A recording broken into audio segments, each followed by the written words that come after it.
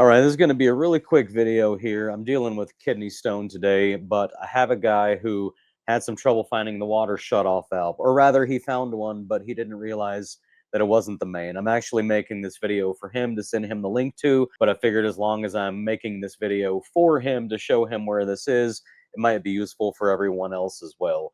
So what we're going to look at is over here. Let me bring up my screen. And by the way, this is not the actual address. This 2262 West Silverbell Oasis Way is not the address of my property. It's just the address of a nearby property in the same neighborhood on the same street. So here's what I want to show you is, so what he found, let me bring you up here. This is not the house, but it's a nearby house. What he found was on the side of the house where the plumbing enters the house, there's a little shutoff. And he thought that was the main because the tenant told him that's where it was.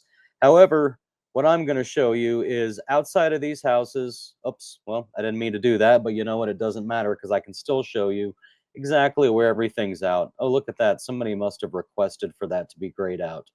But anyways, right here is where you're going to find two water shutoff valves, one in each one. And those are going to be for respectively this house and this house. And then you come over to here, take a look at these. Here we go. There's two more right there. So that's going to be for this house and this house. So each of these houses all the way down this road, and this should be on both sides of the road. We're still zoomed in, my bad. Look, see, there's another one right there. So that's going to be the water shut off. Probably for, I would guess for this house. I don't see two. Oh, yep. And there's the other one. Right down here, there's the water shut off valve for that house. So that's where you're going to find your main. The three places you can shut off water when you're trying to do like a kitchen faucet is going to be, of course, the shut off valve in the house under the sink for the kitchen faucet. The next one you're going to find typically, oh, look, here we go. I should be able to, well, that's as far as I can zoom in.